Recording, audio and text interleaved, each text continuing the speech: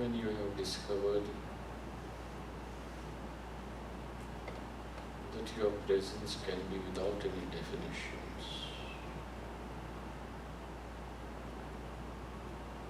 to assume any definition, to assume any identity is now like wearing clothes.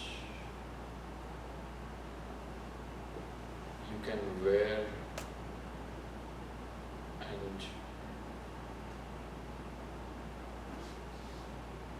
dispose those clothes away when not required.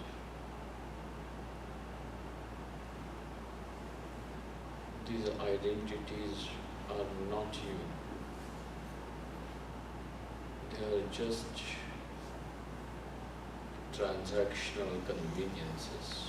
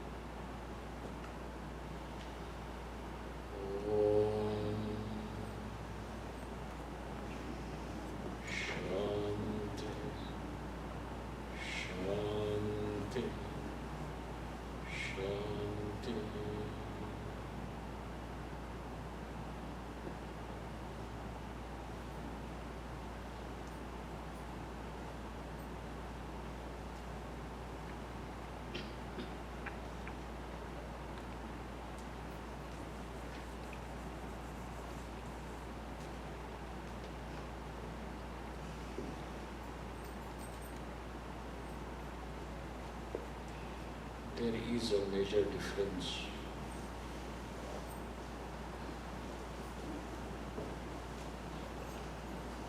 between Vedanta and what Yoga Darshana has to offer.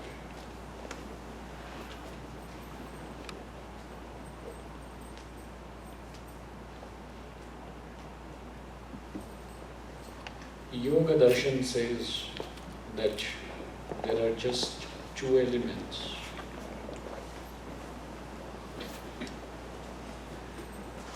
One is aham and the other is anaham.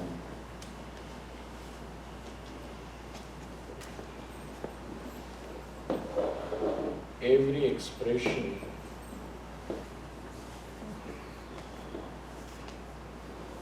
in every language, whether it is English or Indian languages or any language existing on the earth, I, the self, aham, aham, aham, aham, iti. They are all distortions of this one sound, aham.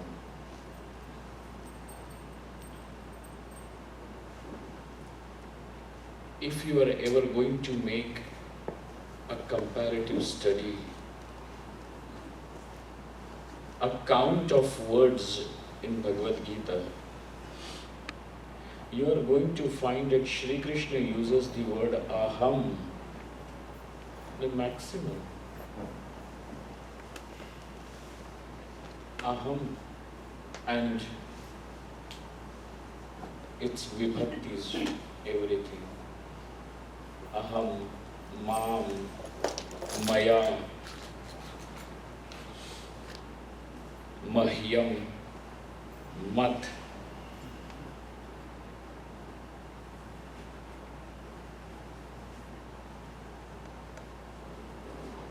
Mai, all of these are various expressions related to aham. The word which is used the maximum is this. Somebody raised a question and said, Shri Krishna seems to be the most egoistic person. He is using the word aham more than anybody should be using.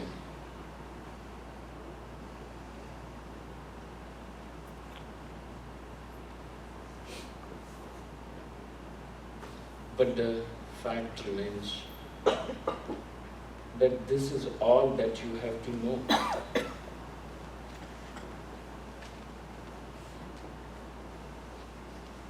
And that is why it is going to be used the most. And you don't be a hypocrite to prove that you are without any ego.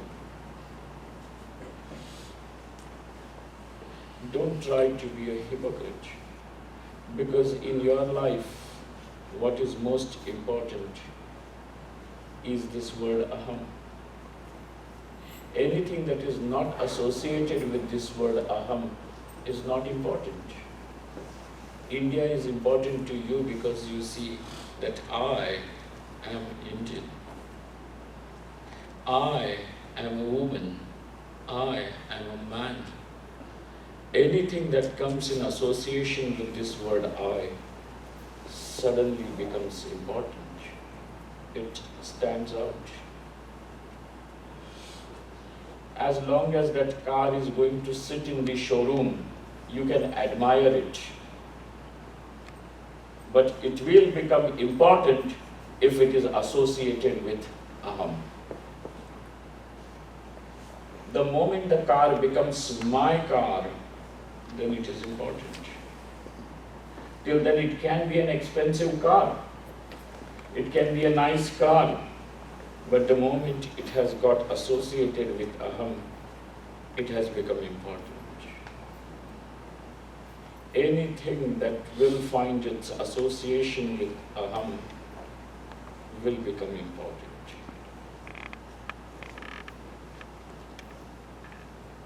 That important.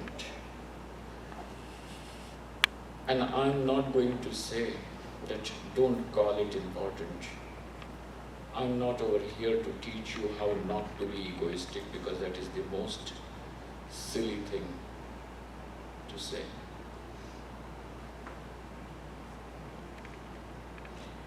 Without the aid of this ego, I'm not talking about the pride. Without this ego, how the transaction will be conducted. I am walking, I am talking, I am going, I am not going. Give me, I am giving you. Every form of your transaction, I am thinking, I am not thinking, I am angry, I am sad. I am elated, I am joyful. Everything of your life is associated with this. Everything seems to be sitting. The whole life seems to be revolving around this one word, aham.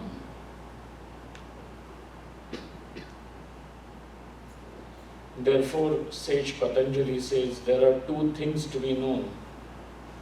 One is aham and the other one is anaham, that what is not the I. Can you think of any third thing to be known? If you are going to say, yes, there is God, which is going to be the third one, then now you please tell, the God will also have to be either aham or it has to be anaham. Either it has to be me or something that is not me. Has to be I or that what is not I. Where is the third option available? Please show. Where is any third option available? Only two things. I and that what is not I. Yoga Darshanam says This is the basis.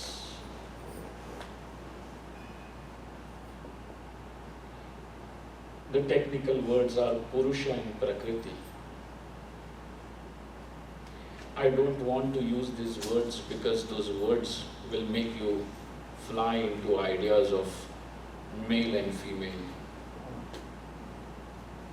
And then your spiritual romantic poetries will begin. More than understanding anything, you will be thrown into a fantasy of your spiritual. Purusha loves the Prakriti, Prakriti loves the Purusha. Shut up, this is not at all what he has to say. Aham and Anaham, Atma and Anatma, the self and the non-self. Just two things, 2 points.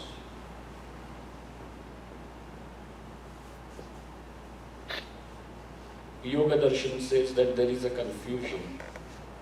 And this confusion is the basis of all suffering. Whether the suffering is of one birth or the suffering is of birth after birth, lives after lives. Don't think therefore that your suffering is going to end if you are going to die.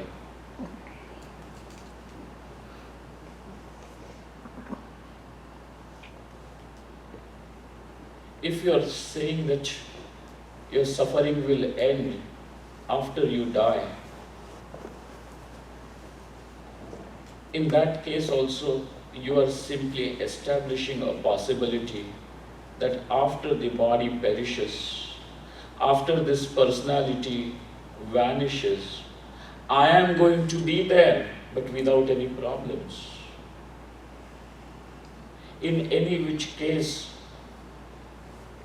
the presence and existence of this I can never be cancelled. It is that important. And therefore Bhagavan Shri Krishna uses this word, Aham, the most. All that is left to you is to understand its meaning. You don't have to give it any meaning. As long as you are going to provide meaning to this Aham, till then you are far away from it. It does not require any meaning to be provided by you. The moment a child is born, we keep teaching the child. Give that Aham a meaning. You are a good boy, Johnny. Now Johnny wants to be a good boy.